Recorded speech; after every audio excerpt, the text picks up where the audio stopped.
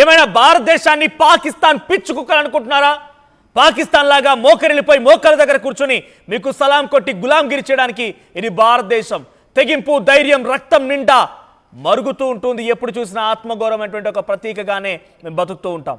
So నలుగురికి సహాయం చేయడమే తప్ప ఎవరికి కూడా అపాయం చేయడం ఎరగనటువంటి భారతదేశాన్ని పదే పదే రకంగా కోట్ చేస్తూ మాట్లాడాలి. పదే పదే రకంగా పిచ్చి పిచ్చి కారు కూతలు కూసినటువంటి ఈ వ్యాఖ్యల్ని ఎట్టి పరిస్థితిలో సహించమని మాట్లాడుతున్నారు నరేంద్ర మోదీ.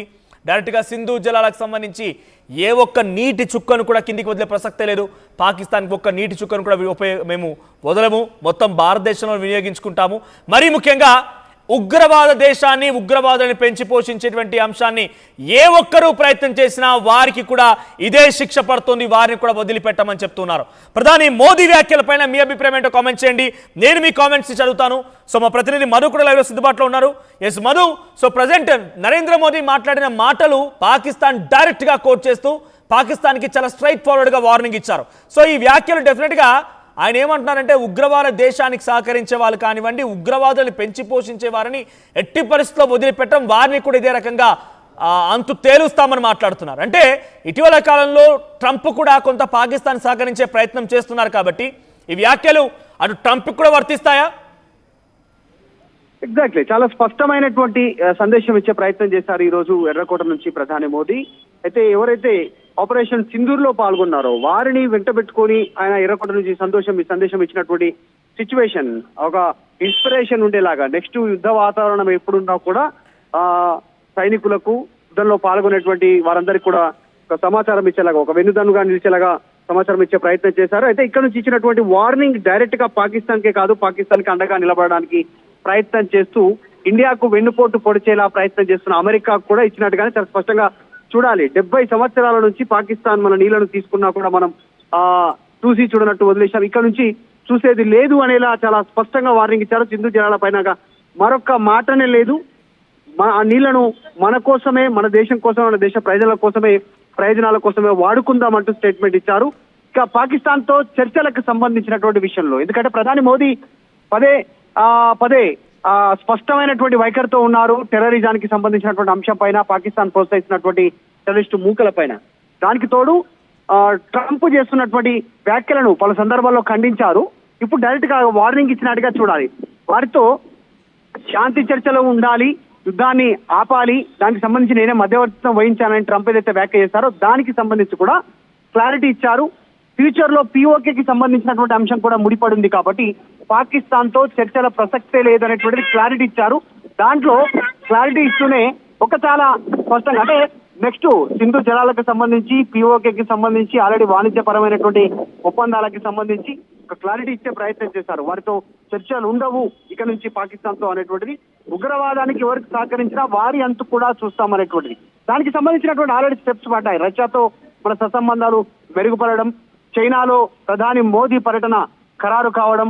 సో ఇవన్నీ చూస్తా ఉంటే అమెరికా ఎలా అడుగు వేస్తా ఉందో ముందుకి, వారికి కౌంటర్ గా భారత్ కూడా ఆ రకంగా స్టెప్స్ తీసుకుంటుంది అనేటువంటి చాలా స్పష్టంగా కనిపిస్తా ఉంది. ఎందుకంటే ఈ రోజు 140 కోట్లకు పైగా జనాభా ఉండినటువంటి భారతదేశం ప్రపంచ వాణిజ్యానికి అవసరం. అమెరికా మనతో పేచి పెట్టుకుంటే కొద్ది రోజులు మనకి ఇబ్బంది కలిగిన, ఫ్యూచర్ లో అమెరికా లాంటి దేశాలే మన కాళ్ళ దగ్గరికి రావాల్సినటువంటి సిచ్యువేషన్ ఉంటుంది, జనాభా పరంగా, యువత పరంగా, ఆర్థిక వనరుల, నెక్స్ట్ బిజినెస్ పరంగా, అన్ని పరంగా. కాబట్టి వార్నింగ్ ఇచ్చినట్టుగానే చూడాలి. ఈ రోజు నీళ్లు రక్తం ఒకే చోట పారు అనేటువంటి స్టేట్మెంటే చాలా సీరియస్ గా తీసుకోవాల్సినటువంటి అవసరం ఉంది. రైట్, మరోవైపుగా సుదర్శన చక్ర కూడా లాంచ్ చేయబోతున్నాం. ది బిగ్గెస్ట్ లాంచ్ మెషిన్ సుదర్శన చక్ర అని మాట్లాడుకొచ్చారు ఆయన. సో రానున్న రోజుల్లో ఏ దేశం కూడా భారత్ వైపుగా చూడాలంటేనే కొంత భయపడిపోయి జంకాల్సిన పరిస్థితి. అటువంటి విధంగా సుదర్శన చక్రాన్ని కూడా ఇంప్లిమెంట్ చేయబోతున్నామని మాట్లాడుకొచ్చారు. ఇండియన్ వెపన్ సిస్టాన్ని చాలా స్ట్రెంగ్తెన్ చేయబోతున్నామని రకంగా మాట్లాడుకొచ్చారు. అంటే he's ready to face anything, అన్నిటిని కూడా చేరించడానికి సిద్ధంగా ఉన్నారన్న రకంగా ఒక ప్రపంచ దేశాలకు ఒక ఇంటెన్షన్ ని చూపించారు ఆయన ఈ వ్యాఖ్యల ద్వారా. ఎగ్జాక్ట్, ఆల్రెడీ మొన్న మనం రష్యా నుంచి S-400 కి సంబంధించినటువంటి విషయం కావచ్చు, తర్వాత డిఫెన్స్ సిస్టమ్ ఐరన్ డ్రోన్స్ సంబంధించినటువంటి సిస్టమ్ ఇజ్రాయెల్ నుంచి కొనుగోలు చేసినటువంటి సిస్టమ్ కావచ్చు, ఆల్రెడీ మొన్న ఆపరేషన్ సింధూర్ ద్వారా మన భారత వైమానికానికి సంబంధించినటువంటి ఒక్క విమానాన్ని కోల్పోలేదు, యుద్ధ విమానాన్ని. మనం చాలా స్పష్టమైనటువంటి టార్గెట్లను రీచ్ అయ్యాం. సో ఇవన్నీ రాడార్ సిస్టమ్ కరెక్ట్ గా పనిచేసింది. వీటన్ని దృష్టిలో పెట్టుకుంటే భారత్ ఆయుధ పరంగా ఆయుధ సంపత్తి పరంగా ఎదుగుతూ పోతా ఉంది. ఈ ఫ్యూచర్ లో మన పైన ఎవరైనా దాడి చేయాలన్నా కూడా ముప్పేట దాడి చేయడానికి భారత్ సిద్ధంగా ఉంది. జలాల ద్వారా వాయు మార్గంలో భూ మార్గంలో భారత్ స్ట్రాంగ్ గా ఉంది అనేటువంటిది మన ఆపరేషన్ సింధు ద్వారా క్లారిటీ ఇచ్చే ప్రయత్నం చేశామనేటువంటిది కూడా ఎర్రకోట వేదిక నుంచి మోదీ చెప్పే ప్రయత్నం చేశారు. దాంతో పాటు ఫ్యూచర్ లో స్వదేశంలోనే మన సొంత పరిజ్ఞానంతో తయారు చేస్తున్నటువంటి ఆయుధ పరిజ్ఞానం అంటే రష్యా, అమెరికా, ఇజ్రాయెల్ అట్లాంటి అత్యాధునిక టెక్నాలజీ భారత్ అభివృద్ధి చేయబోతా ఉంది. ఆల్రెడీ సిద్ధమవుతా ఉంది సుదర్శన్ పేరిట.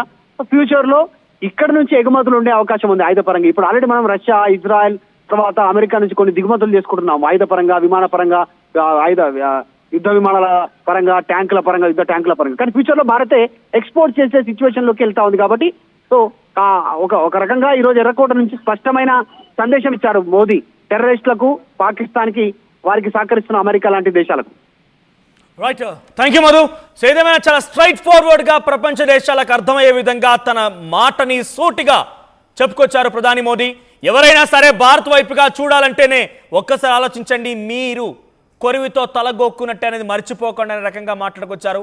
సో న్యూక్లియర్ గురించి మాట్లాడుతూ కూడా ఇటీవల కాలంలో పాకిస్తాన్ సంబంధించినటువంటి ఆసిమ్ మునిరి కానివ్వండి, బిలావల్ భుట్టో న్యూక్లియర్ ఉంది అని పదే పదే కోట్ చేస్తున్నారు. కాబట్టి వారందరికీ చుక్కలు చూపించే విధంగా న్యూక్లియర్ ఉంటే అసలు ఏముంటే ఏంటి, అటువంటి వాటిని 80% టోలరేట్ చేయము, వాటన్నిటికీ సమాధానం చెప్తాము.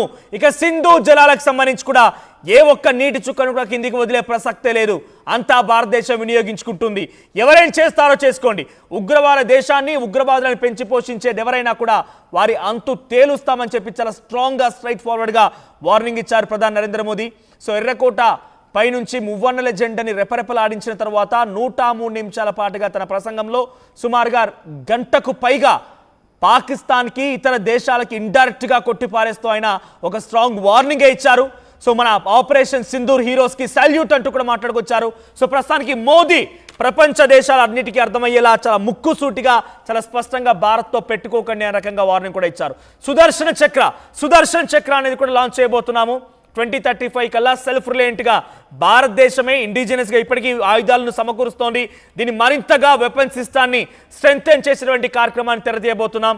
ఇప్పటికే మనం చాలా ఇండిజినస్ వార్ వెపనైజింగ్ని ఉపయోగించి మనం పాకిస్తాన్పై యుద్ధం చేస్తే ప్రపంచ దేశాలు మొత్తం కూడా నీళ్లు నిమిలాయి.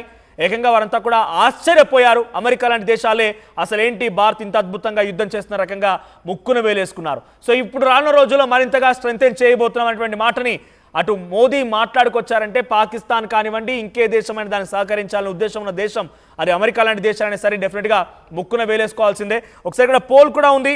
సో మోదీ మాట్లాడిన మాటలు మళ్ళీ పాక్ భారత్ మధ్య యుద్ధం జరుగుతుందా అంటే 89% మంది, 90% మంది జరుగుతుంది అంటున్నారు, జరగదు అని 10% మంది అంటున్నారు. ఇక్కడ యుద్ధం జరగడమేమో కానీ మనం మాట్లాడే మాటలు, మన ధైర్యం, మన తెగింపు, మన వాక్చాతుర్యం, మన యొక్క ప్రసంగాలు వింటేనే, అంటే భారతదేశం సంబంధించినటువంటి అధికార ప్రతినిధులు కానివ్వండి, వీళ్ళు మాట్లాడే భాష, మన భారతీయుల తెగింపు చూస్తూనే పాకిస్తాన్ సగం చచ్చిపోతోంది. వాళ్ళు మాట్లాడుతుంది కేవలం కూడా వాపును చూసి బలపు అనుకుంటోంది. అమెరికా గడ్డపైకి వెళ్ళి న్యూక్లియర్ బాంబు అంటాడు, నూర్ఖాన్ ఎయిర్ బేస్ దగ్గర దాడి చేస్తే వాడిపై గోల దాక్కున్నాడు. బిలావల్ భుట్టో గారు కనీసం ఆపరేషన్ సింధూర్లో బయటకు వచ్చి నోరు విప్పలేదు. అటువంటి ఒక దుర్మార్గమైనటువంటి దుస్తులు, నీచ్ కమెంట్ కుత్తేగాళ్ళు, ఈ ఫాల్తుగాలు మాట్లాడుతుంటే భారత్ జంకుతుందా? భారత్ ఎట్టి పరిస్థితుల్లో వెనకడుగు వేయదని మాత్రం చాలా సుస్పష్టం. కొన్ని కుట్రలు, కుయుక్తులు చేసి ఎవరైనా మన దేశం పైన టార్గెట్ చేయాలనుకుంటే వారికి కూడా ఇదే వర్తిస్తుంది అనేది చాలా క్లియర్గా మోదీ స్ట్రైట్ ఫార్వర్డ్గా చెప్పుకొచ్చే ప్రయత్నం చేశారు. ఇది డెఫినెట్గా ఆ పిచ్చి మానసిక రుగ్మతతో బాధపడుతున్న డొనాల్డ్ ట్రంప్ కూడా వర్తిస్తుంది అనేది చాలా క్లియర్గా అర్థమవుతోంది.